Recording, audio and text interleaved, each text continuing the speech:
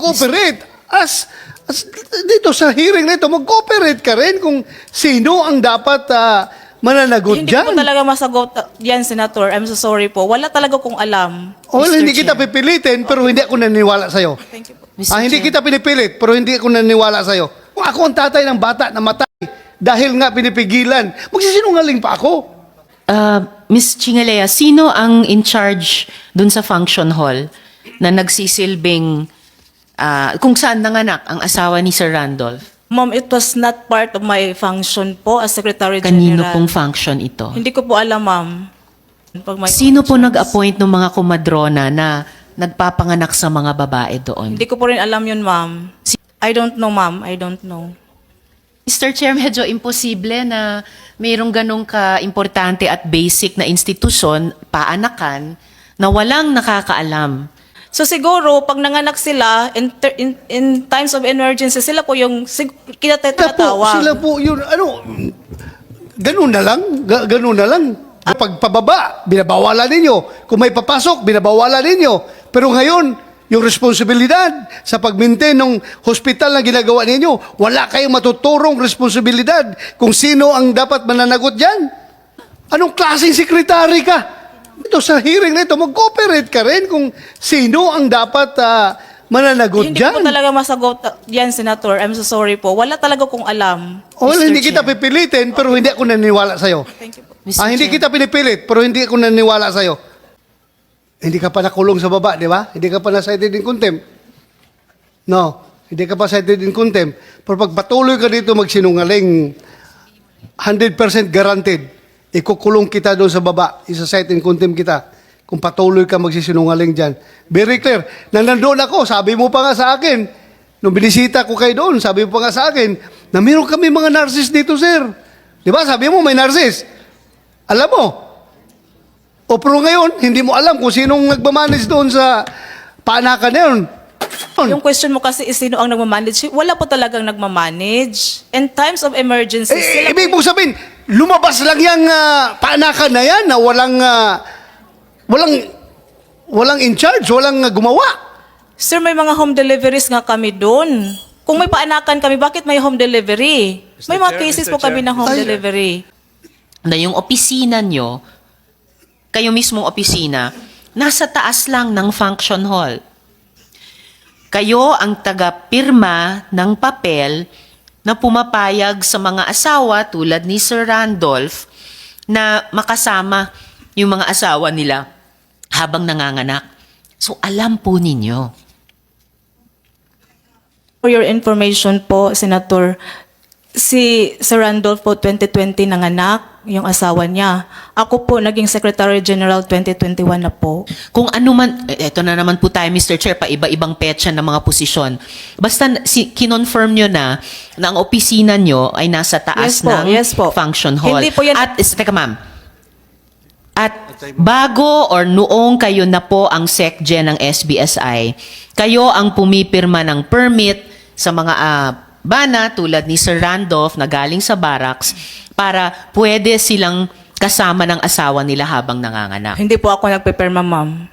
Sinong nagpipirma? Wala pong akong pinirpirmahan at wala kong alam kung sino po ang nagpipirma. So, bumalik na naman po tayo sa tema na walang alam.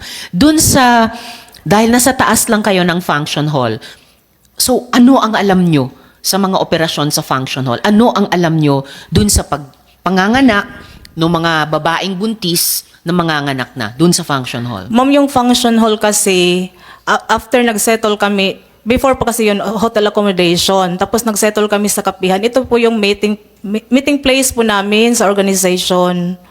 Yun po ang nangyayari. Tapos yung sa taas, isa po sa mga kwarto doon, naging opisina po ng SBSI. At nung paanakan na siya, dahil dun pumunta silang mag-asawa, alam nilang may na bata, kailangan nilang umalis kinaumagahan dahil may mga nakapila ng manganganak.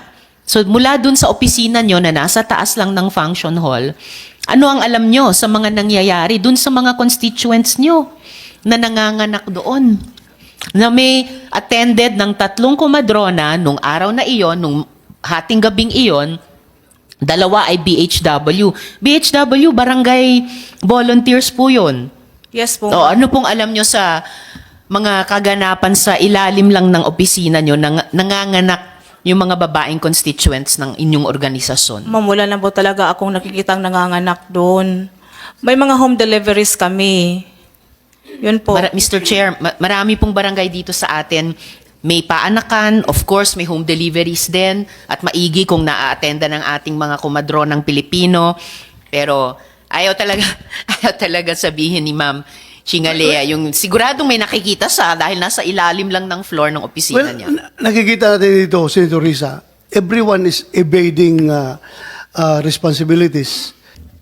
Lahat ng decision, policy-wise, ng SBSI ay dinesisyon na ng members of the board. Am I correct? Yes po, Senator. Okay. So pag sinabi ni Senior Aguila na bawal bumaba yung bata na dadalhin sa ospital, bawal lumabas, desisyon niya ng board. Mr. Senator, sa pagkakaalam ko, wala pong ganong polisiya ang board. So meaning personal decision ni Senior Aguila yon, hindi ng board. Wala po talagang polisiya ang board ng ganon, Mr. Senator. So walang, Jerens, Chair. ikaw ang nagdesisyon na hindi pwede magbaba yung mga bata dahil sa ospital. Dahil hindi desisyon ng board yon, sariling desisyon mo. Wala po akong dinidesisyon ngayon kasi gaya nga sa sinabi ko, kung may mga programa po ng SBSI is mimitingan yan ng lahat ng board. Okay nga, ito nga, sinasabi ng father ng bata na bawal bumaba yung bata dalhin sa ospital dahil ayaw mo, desisyon mo. So sarili mong desisyon yun. Sabi ko nga, yung panahon na sinabi niya yung 2020, hindi pa nga ako yung presidente. Ikaw ang tinuturo ng mga kumadrona Hindi na ko ayaw alam. ni Senior Aguila ay baba. Ayaw dalhin sa ospital. Ikaw ang tinuturo ng mga kumadrona. Hindi ko alam bakit ako yung tuturo. Kumsek, andito ba yung mga kumadrona? Naimbitahan ba? Hindi naimbitahan. Ikaw, sekretary, andito ba yung mga kumadrona na sinabi ni... Hindi po sila invited. Balbarino? Hindi sila Mr. invited? Senators. Mr. Senator, lilinawin ko po, wala po talagang nangyayaring polisiya na nagre-regulate para makalabas kami. Well, it's normal for you to deny that. But there is a very strong allegation coming from the father of the bata. Yung bata, ako namatay ang anak, magsisinungaling pa ako. Ha? Prangkahan tayo dito. Huwag mo isipin na tao, senador ako, ordinaryong tao. Kung ako ang tatay ng bata na matay dahil nga pinipigilan, magsisinungaling pa ako. So kung walang palisiya, galing sa board, ang nagsasabi no, si Jerins lang. As alleged, hindi naman niya sinabi na sabi ng board, hindi pwede ibaba ang bata. Ang sinasabi niya, sabi ng mga kumadrona, bawal ibaba ang bata according to Senior Aguila. So si Senior Aguila mananagot ito lahat ngayon. Hindi ko po nanirinig si Senior Aguila na nag-order ng any regulation. Oh, hindi na ba bumaba. hindi kita tinatanong kung nagbigay ng order. Sinasabi lang nung namatayan ng anak. Yun lang sinasabi niya. Mr. Chair. Senator Risa, yeah. Mr. Chair, Ms. Chingalea, sino ang in charge dun sa function hall na nagsisilbing kung saan nanganak ang asawa ni Sir Randolph? Madam Senator, yung function hall po ay isang hotel accommodation ng SBS. Hotel po, Yes hindi po, hospital? it was designed for accommodation facilities.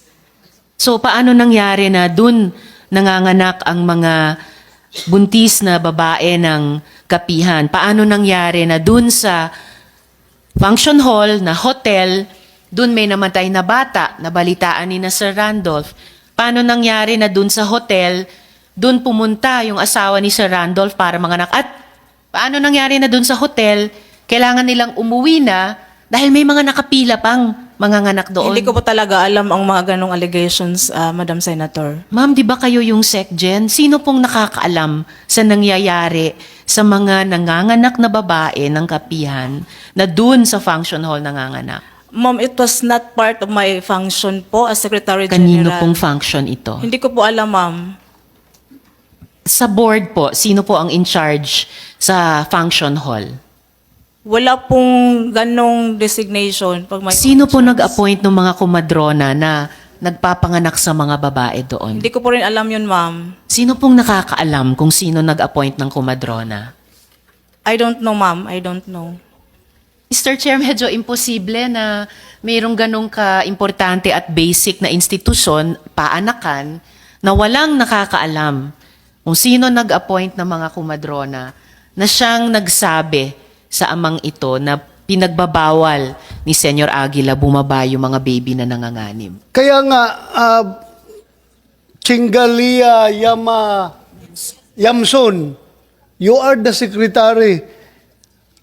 Ibig mong sabihin, bigla na lang pupunta doon sa paanakan yung mga kumadrona na yon without anybody's order or anybody's request or anybody's appointment or what?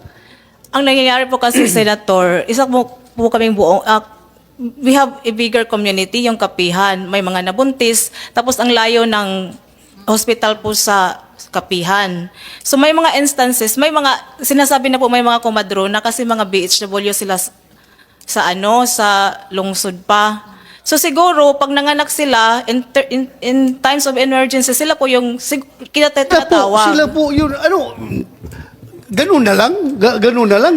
Ganun na Mr. lang Senator, talaga. kasi kahit sa amin, sa nanay ko, na-practice na po kasi yun na pag nanganganak ka tapos malayo ka sa lugar, natural, you have to call help sa mga, may mga experience po na magpapaanak. But you are an organized people's organization.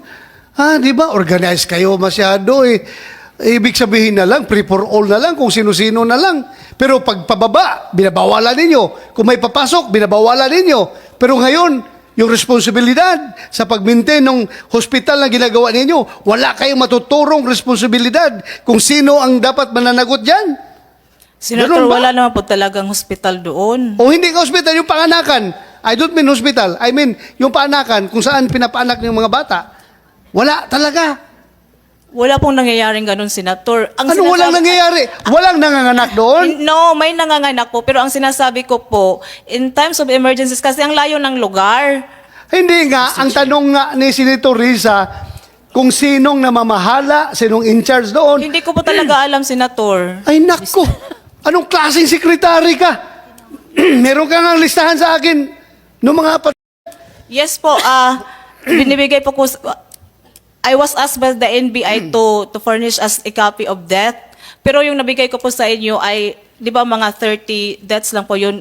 Because I was cooperating with you. Yes, you have to cooperate. As dito sa hearing na ito, mag-cooperate ka rin kung sino ang dapat mananagot Hindi dyan. ko po talaga masagot yan, Senator. I'm so sorry po. Wala talaga kong alam. Well, Mr. hindi kita Chair. pipilitin, pero hindi ako naniniwala sa'yo. Thank you po. Mr. Hindi Chair. kita pinipilit, pero hindi ako naniniwala sa'yo.